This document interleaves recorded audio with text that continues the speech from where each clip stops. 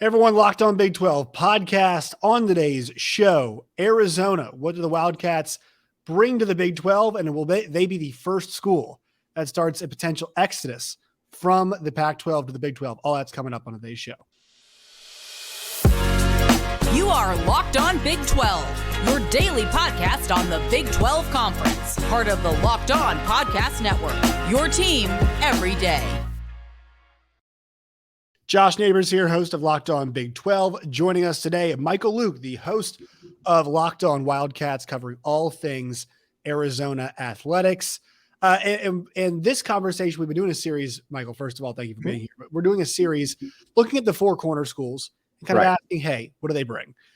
This one's a little bit different than that because reported last week by Jason Scheer, is that Arizona is going to have a meeting with the Big 12. Now, we assume these conversations have been happening back and forth for a while now, and there was some contact before.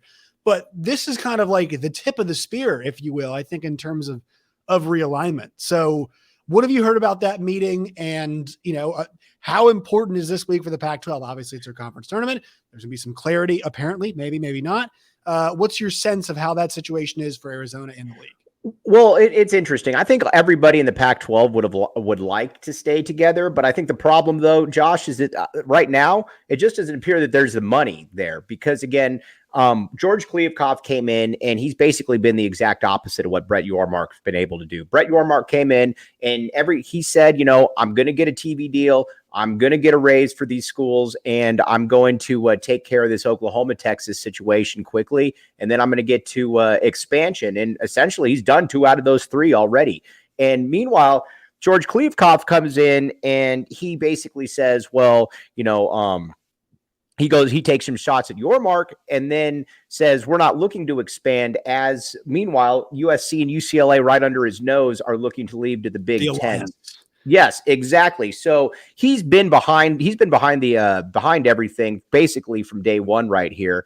As far as Arizona goes, though, like I said, it's this week I think is going to tell everything because again, you can't come with a $27 million deal that's heavy on streaming at this point. Now, again, I get that streaming is the wave of the future, but the future still isn't right now. And there's a reason that every other conference right now is relying on linear television. So that to me is kind of a non-starter. And honestly, I just don't see where the money is right now. I've talking with people again. Who knows? Maybe he does have a rabbit up his sleeve, but I don't see it right now. I really don't. And as far as what Arizona brings, I mean, you guys are the best basketball conference in the country. I think that's, I think that goes without saying. Last 2 national titles, going to probably have 5 teams that are going to be seeded in the top 3 or 4 in the tournament, something like that. And Arizona fits right in there. I mean, Arizona is a basketball school. It's leads the Pac-12 in attendance year in and year out. I think it would fit in very nicely. And, from an athletic perspective, I'm all for the move because I think that the Big 12 offers a lot more than the Pac-12 does without the LA schools. Yeah, I mean, it sounds like right now, what we're talking about is a stopgap. And if you think about it, like, do you really want to be in a conference that's using a stopgap, trying to catch their breath? And right. I think, the numbers is really funny. So I worked for SiriusXM and I worked in the Pac-12 channel a little bit. I was there a day when George Kliavkoff was on. And this was about a year and a half ago. He mentioned, I think the next television deal is going to be on linear cable. And I think, I think we're 2 away from streaming. And now, ironically, now he's got to sell. Sell the entire. And this is the problem is for a conference that has always complained about lack of visibility. And also too, I mean, like the Pac-12 network did not help that at all, even in their own backyard. This would hurt that even more. And so that's why I think the Big 12 presents this opportunity. And you're right. I mean, think about it. I thought once the Texas-Oklahoma deal got done, I was like, man, this is going to put a lot of pressure on the Pac-12 because then Brett Yormark could turn his attention fully to expansion. Because, at that point, you're managing 2 things. And the TV networks wanted it done. Obviously, the SEC, OU in Texas, the current schools. So he's like, all right, got to get this done. But then where's his focus to now? I mean, it's squarely on this. And look at the media. I mean, the stuff in the media, perception's reality at some point, right, Michael? I mean, it is out there that this is what's the last piece of good news the Pac-12 has had? Well, and and that's the key right there is that George Kliavkoff talks, Brett Yormark acts. That's the difference right there. I mean, George Kliavkoff came in and he was promising all this stuff, and meanwhile, we're at March Madness time now. They're almost a year away from that TV deal being up, and you're going to be now presenting your first possible deal. And from what I've heard, that's not going to be very flat. It's not going to be good as far as the money goes. Now, who knows? Maybe he's able to, get a couple million here or there. But what is visibility worth to these schools? Like, what is the dollar figure you place on visibility? Even if you're Oregon and Washington, I mean, those are two schools that were in the CFP. Right. Oregon is Nike's college football school, and you're going to put what 75, I know they're going to be featured a lot on the non-cable, but still, that's a lot of your games on streaming. Well, Josh, there's two different things. You're exactly right. There's two different things here. The presidents are against a move because the presidents, from an academic perspective, the Pac-12, and this is no slight, I'm for moving to the Big 12, so it's not but it's significantly better academics generally across the board. But at the same time, though, if you're an athletic director, your job is still athletics. And if you're Oregon, if you're Washington, why in the world, if you could possibly get in the, there were some reports out there about, I think it was Colin Cowherd yesterday, who said that Oregon and Washington could go to the Big Ten at 50% value. Why in the world wouldn't you do that? Granted, that would be like $36 million, but at the same time, though, it still puts you in position to be in that conference. Well, you're getting the other two places. That's exactly right, and the conference is dead the second that those two jump. And if you're Oregon or you're Washington, why in the world would you sign up even for a 5-year deal where you're going to be where heavy streaming, where people aren't going to be seeing your product? And again, it's not like this is a situation where it's like Carolina or Duke, and whatever situation, whatever platform you're on, people are going to tune in. I mean, it's not Oregon and Washington aren't that. Arizona's not that as well. Whereas when it comes to Arizona, this it answers a lot of questions because, again, Big 12 football is fine. Again, it's probably about even with the Pac-12 right now. You guys just had a team in the national title game. So yeah, the competition top to bottom is a bit better than the Pac-12. The Pac-12's got better teams at the top. I think they've got more teams at the top. Totally agree with that. And honestly, I think it's a pretty good fit. Again, I have, my degrees are from Arizona, so I'm not, dissing on Arizona education, but at the end of the day, we're not Harvard. We're not this, and nobody looks at Arizona or ASU and overall and says, man, those are big time academic institutions. They're solid, but they're not next level. They're big state schools, which is fine. I went to one of those too. 100%. Arizona, I can't tell you, it's for a lot of kids that didn't get into California. Yeah, or could get into California schools. That's just kind of the way it is.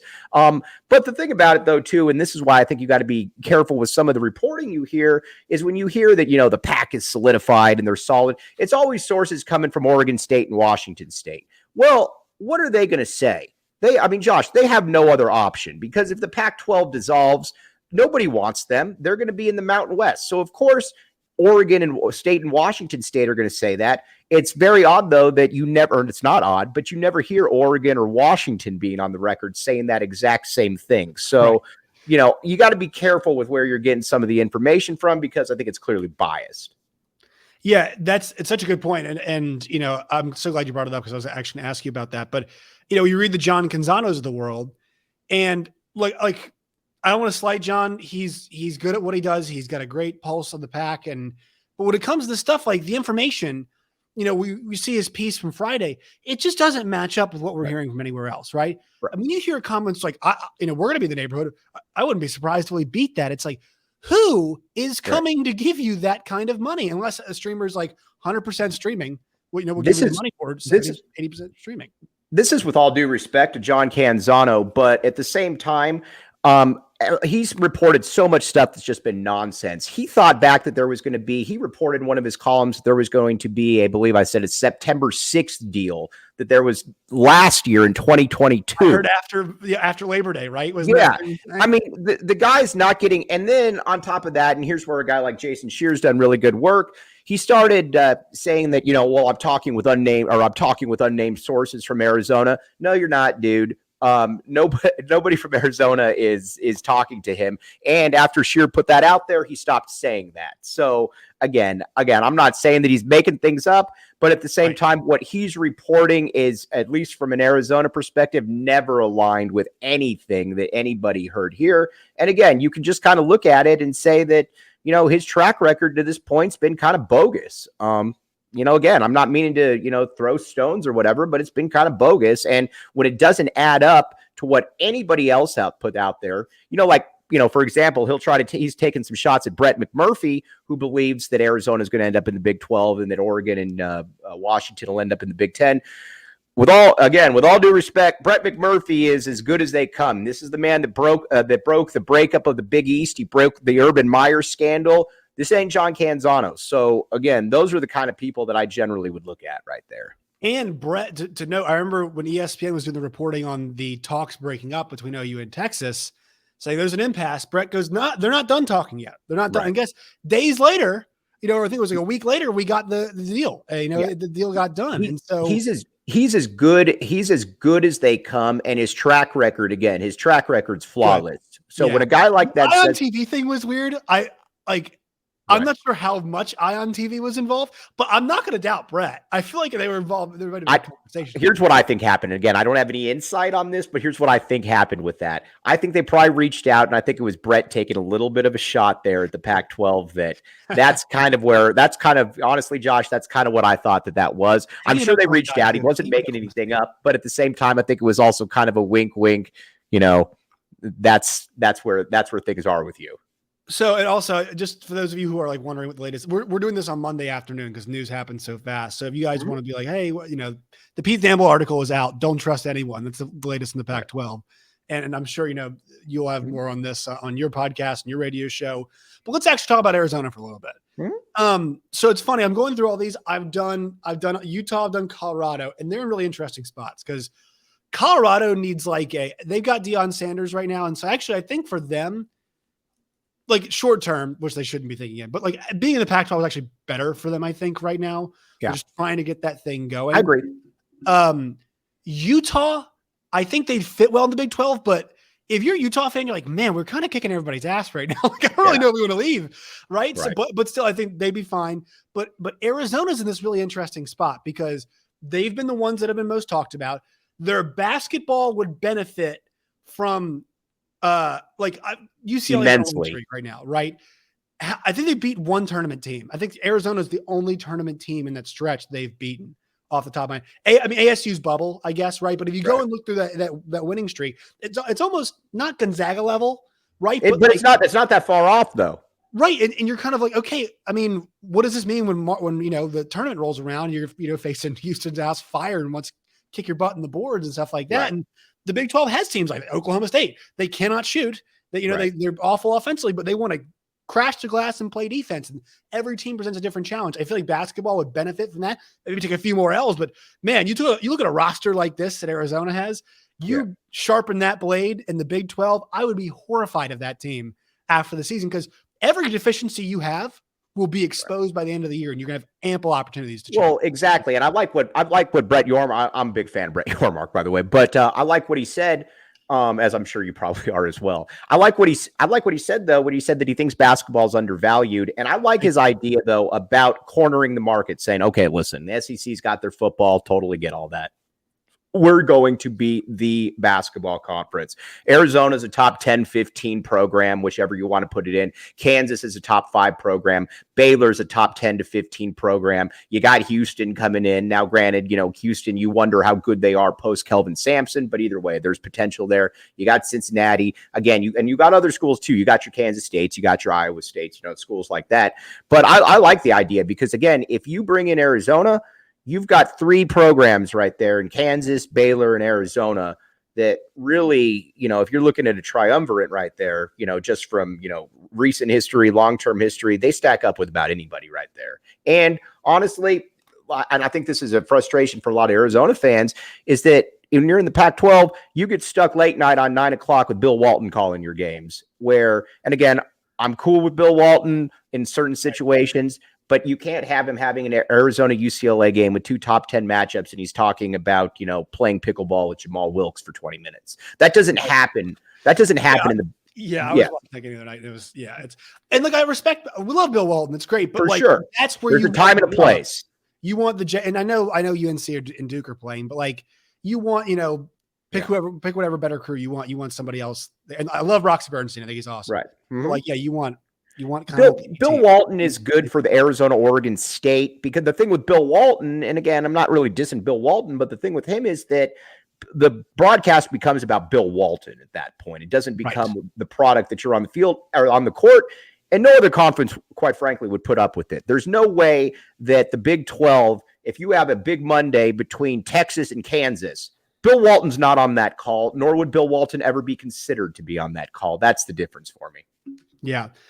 And then for football, so, Jed Fish obviously is trying to reset the Arizona football. And I think they're in an interesting spot. I think both ASU and Arizona will be great additions, because the one thing people have been talking about kind of from a big picture point of view is how many people have moved out of the state of California into Arizona because it is more affordable, which I think in turn is going to help their recruiting in years to come.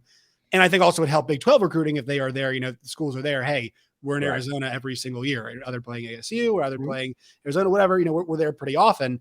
I think that would help as well. And also like I guess the program, would you say there is more fan enthusiasm with Jed Fish with kind of the way things have been going? Like people they starting to care? Like where would you put it? 1 to 2? 100%. Because now listen, there was nowhere to go but up, with Kevin Sumlin. Yeah. But Fish has come in here and Fish does things, Fish grinds. Fish is in his office at 6. Fish isn't leaving his office till 9, when it's applicable, 9 in the evening. But he brought in a top 25 class. You've got, he inherits a program that lost 12 straight games. First year he wins 1. Last year he wins 5. They're probably going to be in that 6 to 7 range this year. He clearly can recruit. Again, you're bringing a top 25 class. You brought in arguably the top wide receiver in the nation last year in Teteroa McMillan, which, is a longtime Oregon commit. And he was a freshman All-American. He can recruit. He can recruit at a very high level. I was very skeptical of the hire, but so far, he's proven me and a lot of people wrong. But I think a guy like that will be fine. Plus, you lose a little bit of that California luster with the fact is it's hard to, even if you're in the Pac-12, it's hard to tell kids, in California, oh, hey, we'll get to play in front of you because UCLA and USC aren't there anymore. So you're not going to be playing them. So that's another, another aspect when you look at the California, situation.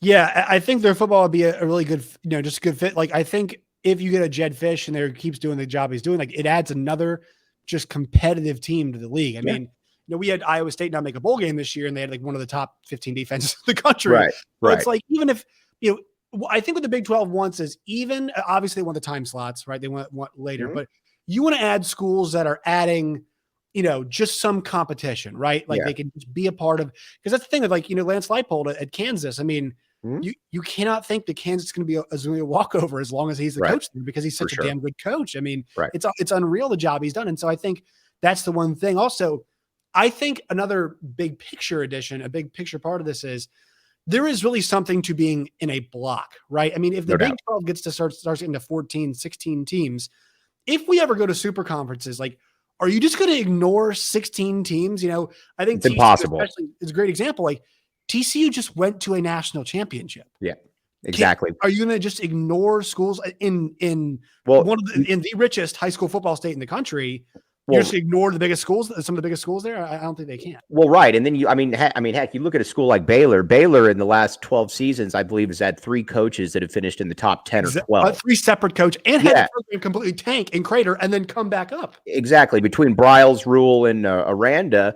And obviously the basketball under Drew speaks for itself as well. So, when you look at a Baylor, you can't ignore that. I mean, it becomes, again, from a revenue perspective, it's not the SEC, but it's also not something you could ignore. If you're in the Big 12, no matter what that next conference realignment is that will happen in the next 5 to 7 years, Big 12 is not going to be ignored right there. I mean, it's just not. There's too many entities involved. And again, it's not like you're adding crap either. I mean, Cincinnati, Houston have upside for sure. I mean, as we've seen, what Luke Fickell did at Cincinnati, what we've seen at Houston, obviously, it's not like you're adding, they're in places. You're not adding New Mexico Ohio, State. Right. I mean, UCF has like one of the largest alumni bases now. It's not like a really wealthy one because it's a lot of guys and guys and gals. Right. But you can win there. You can win there. Yeah. I mean, they went in undefeated season. Cincinnati went to a CFP. It's like it is possible at all of these places. It's just kind of what I want to wrap with this entire conversation is, do you think this is where this is heading? Do you think Arizona heads there? Because there is some more establishment. There are greener pastures. Do you think they're heading there? I guess first part before that, what do you think it will take? Does it take the partnership with, at ASU? Is it a certain dollar figure? Is it a certain promise? And one note I want to put in this is that I think one thing people are forgetting, the Big 12 will go to market once and maybe even twice before the ACC does. No doubt. Also, there's no Pac-12. There are only then 3 major conferences hitting market before 2036. Great Big 10, SEC, and Big 12. Right. And do you think that is a major factor in this, that maybe, hey, they might not get the full allotment or whatever on this television deal, but the next time they're going to get a handsome fee because there's no more Pac-12. It's gone. Right. Yeah. I mean, those are great questions. Those are great questions, Josh. The first thing is, I think that I think it's going to force their hand. Obviously, this meeting is going to be very important. But if Kliavkoff is coming at you with something like 80% streaming, I just don't know how that is something that you can roll with at this point. Maybe 7 years from now, but we're not at that 7 years point. And also, I don't know where you're going to get money to be able to match what the Big 12 can offer, because again, entities like Apple, Amazon, whatever, they didn't get rich by overpaying for a product that's backed into a corner right now. And I think that was a huge miscalculation by Kliavkoff, allowing the Big 12 to get their deal first, because now they're situated. Now they're put up there.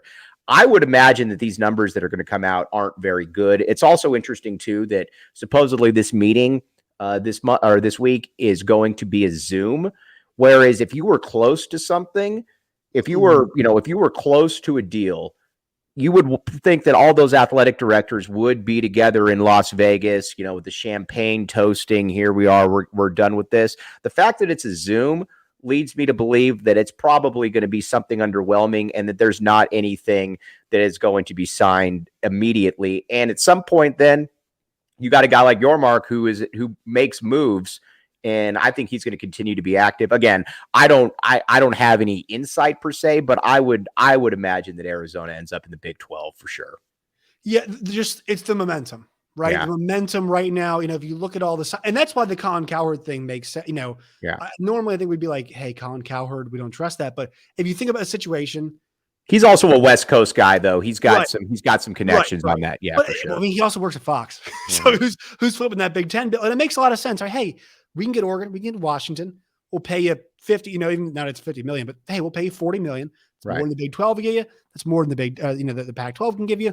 That makes a ton of sense, right? Just business makes sense. And then, at that point, right? Like you think about, okay, if all of this is such a house of cards, and as you mentioned, those two brands go, there's just not a lot of security, even in a short-term deal. Oh, there's no security. Like if they go, well, I can tell you this, Josh. If they go, Arizona 100% is in the Big 12. Right. If you think that they might go, why aren't you out the door? Or it's just a matter of time, right? Because at some point they're going to be a part of this. And McMurphy, I thought, made a great point too, where he said that Oregon and Washington also makes sense for USC and UCLA somewhat, because you don't want to have those two just on an island if you're the Big 10 right there.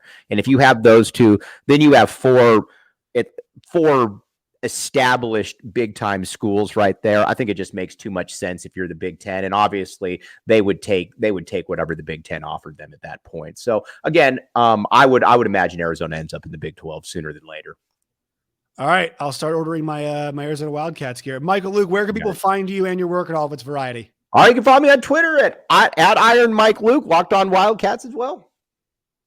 All right, Michael, Luke, we appreciate your time, and hopefully we'll be talking to you very soon. Appreciate it, my guy.